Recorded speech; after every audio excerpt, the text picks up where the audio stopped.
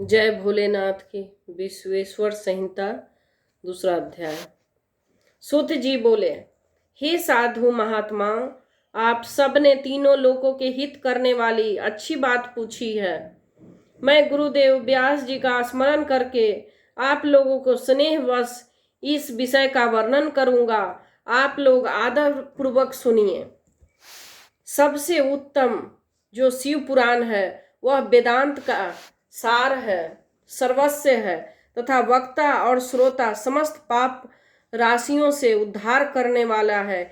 इतना ही नहीं, वह परलोक में परमार्थ वस्तु को देने वाला है। कल की कलमश राशि का यह विनाशक है। उसमें भगवान शिव के उत्तम यश का वर्णन है। हे ब्राह्मणों, धर्म, अर्थ, काम और मोक्ष, इन चारों पुरुषार्थों को देने वाला वह पुराण सदा ही अपने प्रभाव से विस्तार को प्राप्त हो रहा है। हे विप्रवरों, उस सर्वोत्तम शिव पुराण के अध्ययन मात्र से वे कलयुग के पापासक्त जीव श्रेष्ठम गति का प्राप्त हो जाएंगे। अहो ब्रह्म हत्या आदि महान पाप तभी तक रहेंगे, अर्थात अपने फल को देने में समर्थ होंगे, जब तक जगत में शिव पुराण का उदय नहीं होगा। संशय यह है कि शिव पुराण सुनने के बाद अंतःकरण शिव भक्ति परायण होकर अतिशय स्वच्छ हो जाता है। अतः किसी भी पाप कर्म में मानव की प्रवृत्ति नहीं होगी। तब ब्रह्म हत्या आदि भयंकर पाप न होने के कारण उस पाप के फल भोग की संभावना ही नहीं है।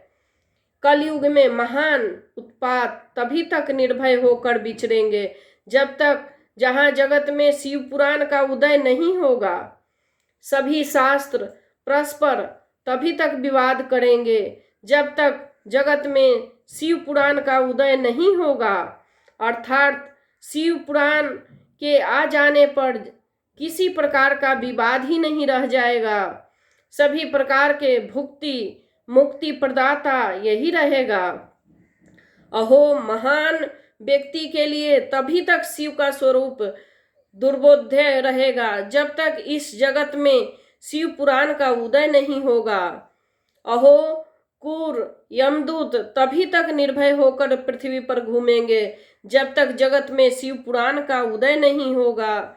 सभी पुराण पृथ्वी पर गर्जन तभी तक करेंगे जब तक शिव पुराण की जगत में उदय नहीं होगा। इस पृथ्वी पर तीर्थों का विवाद तभी तक रहेगा जब तक जगत में शिव पुराण का उदय नहीं होगा। आशा यह है कि मुक्ति प्राप्त अर्थ एवं पाप के नाश करने के लिए मानव विभिन्न तीर्थों का सेवन करेंगे, किंतु शिव पुराण के आने पर सभी लोग सभी पापों के नाश के लिए शिव पुराण के ही सेवन करेंगे। सभी मंत्र पृथ्वी पर तभी तक आनंद पूर्वक विवाद करेंगे जब तक पृथ्वी पर शिव पुराण का उदय नहीं होगा। सभी क्षेत्र तभी तक पृथ्वी पर विवाद करेंगे जब तक पृथ्वी पर शिव पुराण का उदय नहीं होगा। सभी पीठ तभी तक पृथ्वी पर विवाद करेंगे जब तक पृथ्वी पर शिव पुराण का उदय नहीं होगा। सभी दान पृथ्वी पर तभी तक विवाद करेंगे जब तक शिव पुराण का पृथ्वी पर उदय नहीं होगा। सभी देवगण तभी तक पृथ्वी पर विवाद करेंगे जब तक शिव पुराण पृथ्वी पर उदय नहीं होगा। सभी सिद्धांत तभी तक पृथ्वी पर विवाद करेंगे जब तक शिव पुराण का पृथ्वी पर उदय नहीं होगा। हे विप्र, हे श्रेष्ठ मुनिगण, इस शिव पुराण की कीर्तन करने से सुनने से जो फल होता है उन फलों को मैं संपूर्ण रूप से नहीं कह सकता, अर्थात शब्दों द्वारा इनको सभी फलों को नहीं कहा जा सकता। हे निष्पाप मुनिगण, यथापि शिव पुराण के कुछ महात्मा आप लोगों को मैं कह रहा हूँ जो महात्म्य है, जो व्यास जी ने पहले ही मुझसे कहा था। आप लोग चित्त लगाकर ध्यान पूर्वक इनको सुने। जो भक्ति पूर्वक इस शिव महापुराण का श्लोक आधा श्लोक भी पढ़ता है वह उसी क्षण पाप से छुटकारा पा लेता है। जो आलस रहित होकर प्रतिदिन भक्ति पूर्वक शिव महापुराण यथाशक्ति पाठ करता है वह जीव मुक्त हो जाता है। जो इस शिव पुराण की सदा पूजा करता है वो निसंदेह प्रतिदिन अश्वमेघ यज्ञ का फल प्राप्त करता है। जो व्यक्ति साधारण पद की प्राप्ति की इच्छा से शिव पुराण मुझसे अथवा अन्य किसी से सुनता है वह पाप को मुक्त हो जाता है, वह पाप से मुक्त हो जाता है। जो इस शिव पुराण की समीप से प्रणाम करता है वह सभी देवों की पूजा का फल प्राप्त करता है, इसमें संशय नहीं है। जो इस शिव पुराण की स्वयं लिखकर शिव भक्तों को दान करता है उसके पुण्य फल सुने।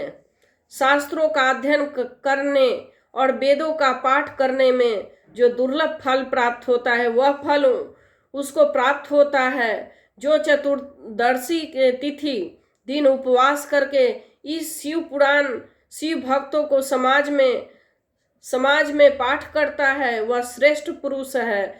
जो व्यक्ति शिव पुराण के प्रत्येक अक्षर की संख्या के अनुरूप गायत्री के पूर्वाचरण का फल प्राप्त करता है इस लोक में सभी अभीष्ट सुखों को भोग कर अंत में मोक्ष प्राप्त करता है। जो चतुर्दशी के रात में उपवास पूर्वक जागरण करके शिव पुराण का पाठ करता है, इसे सुनता है और सुनाता है, उसका पुण्य फल मैं कहता हूँ। कुरुक्षेत्र आदि सभी तीर्थों में पूर्ण सूर्य ग्रहण में अपनी शक्ति के अनुसार विप्रों को और मुख्य कथावाचकों को धन देने से जो फल प्राप्त होता है वही फल व्यक्ति को प्राप्त होता है, यह सत्य है, उसमें कोई संदेह नहीं।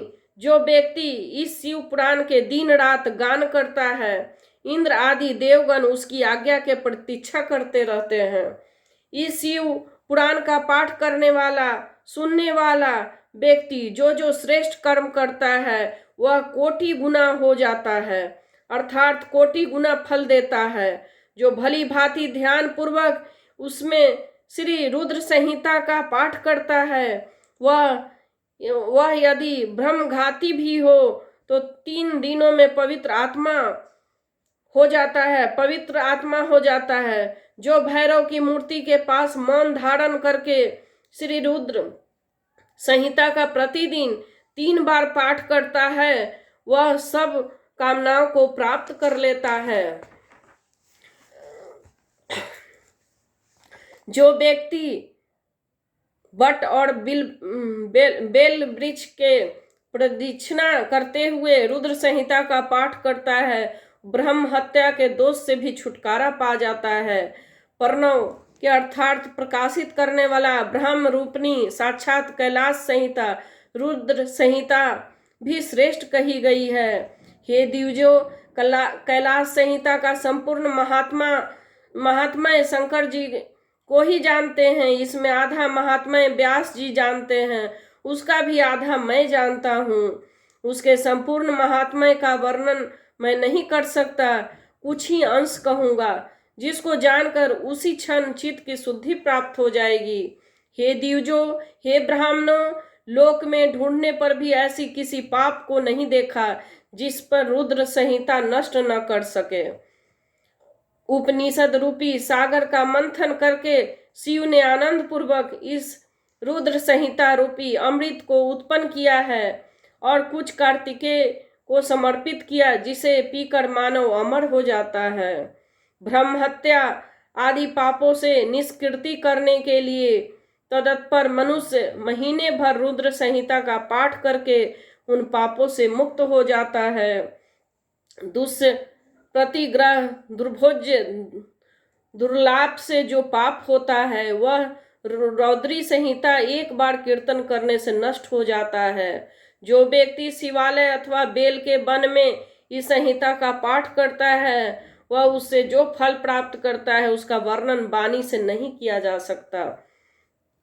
जो व्यक्ति श्रद्धापूर्वक इस संहिता का पाठ करते हुए श्राद्ध के समय ब्राह्मणों को भोजन कराता है उसके लिए सभी पितर शंभु के परम पद प्राप्त करते हैं। चतुर्दशी के दिन निराहार रहकर जो बेल के वृक्ष के नीचे इस संहिता का पाठ करता है वह साक्षात शिव होकर सभी देवों में पूजित होता है। उसमें अन्य संहिता सभी कामनाओं के फल को पूर्ण करने वाली है, किंतु लीला और विज्ञान से परिपूर्ण इन दोनों संहिताओं को अभीष्ट समझना चाहिए। इस शिव पुराण के वेद तुल्य माना गया है। इस वेद कल्प पुराण का सबसे पहले भगवान शिव ही प्रणय किया था। विशेश्वर संहिता, रुद्र संहिता, विनायक संहिता, उमा संहिता, मंत्र संहिता, एकादश रुद्र संहिता, कैलाश संहिता, सद रुद्र संहिता, कोटि रुद्र संहिता, सहस्त्र कोटि रुद्र संहिता, वाय संहिता अर्थात धर्म संहिता, इस प्रकार पुराण के 12 भेद हैं। ये 12 संहिता अत्यंत पुण्यमयी मानी गई है। हे ब्राह्मणों, जब तक उनके श्लोकों संख्या बता रहा हूँ, आप लोग वह सब आदर पूर्वक सुनिए। विश्वेश्वर संहिता में 10,000 श्लोक है। रुद्र संहिता, विनायक संहिता, उमा संहिता, मात्र संहिता, इनमें प्रत्येक 8,000 श्लोक हैं। हे ब्राह्मणों, एकादश रुद्र संहिता में 13,000, कैलाश संहिता में 6,000, शतरुद्र संहिता में 3,000, कोटि रुद्र संहिता में 9,000, सहस्त्र कोटि रुद्र संहिता में 11,000, वायवीय संहिता में 4,000 और धर्म संहिता में 12,000 श्लोक है। इस प्रकार संख्या के अनुसार मूल शिव पुराण की श्लोक संख्या 1,00,000 है, परंतु व्यास जी ने उसे 24,000 श्लोकों में संक्षिप्त कर दिया है। पुराण की क्रम संख्या के विचार से इस शिव पुराण का स्थान चौथा है। इसमें 7 संहिताएं हैं। पूर्व काल में भगवान शिव के श्लोक संख्या की दृष्टि में 100 करोड़ श्लोकों का एक पुण्य ग्रंथ बनाया था। सृष्टि आदि में निर्मित हुआ वह पुराण सहित अत्यंत विस्तृत था, बड़ा था। तत्पश्चात द्वापर आदि युगों में द्वापन, व्यास आदि महर्षियों ने पुराण का 18 भागों में विभाजन किया। एक बहुत बड़ा था, उसमें 18 पुराण बनाए। उस समय संपूर्ण पुराणों को संक्षिप्त स्वरूप केवल 4,00,000 श्लोकों रह गया। 4,00,000 श्लोक रह गए। श्लोक संख्या के अनुसार यह शिव पुराण 24,000 श्लोकों को कहा गया है। यह वेद तुल्य पुराण 7 संहिताओं में विभाजित है। इसकी पहली संहिता नाम विश्वेश्वर संहिता और दूसरी रुद्र संहिता समझनी चाहिए। तीसरी नाम शतरुद्र संहिता, चौथी कोटि रुद्र संहिता, पांचवी का नाम उमा संहिता, छठी कैलाश संहिता और सातवीं का नाम वायवीय संहिता है। इस प्रकार ये 7 संहिताएं मानी है। 7 संहिता युक्त दिव्य शिव पुराण वेद तुल्य प्रामाणिक तथा सबसे उत्कृष्ट गति प्रदान करने वाला है। 7 संहिता संबित तथा संपूर्ण शिव पुराण को जो आदर पूर्वक पढ़ता है वह जीव मुक्त कहा जाता है। वेद, स्मृति, पुराण, इतिहास तथा सैकड़ों आगम शिव पुराण के अल्प कला के समान भी नहीं है। यह निर्मल शिव पुराण भगवान शिव द्वारा ही प्रतिपादित है। शैव शिरोमणि भगवान व्यास इन्हें संक्षेप कर संकलित किया है। यह समस्त जीव समुदाय के लिए उपकारक, त्रिविध तापों का नाशक, तुलना रहित एवं सत्पुरुषों से कल्याण प्रदान करने वाला। इसमें वेदांत ज्ञानमय प्रधान एवं तथा निष्कपट धर्म का प्रतिपादन किया गया है। इस पुराण ईर्ष्या रहित अंत कारण विद्वानों के लिए जानने वस्तु है। इसमें श्रेष्ठ मंत्र समूहों का संकलन है। यह धर्म, अर्थ, काम से समन्वित है, अर्थात त्रिवर्ग की प्राप्ति से साधन में भी इसमें वर्णन है। यह उत्तम शिव पुराण समस्त पुराणों में श्रेष्ठ है।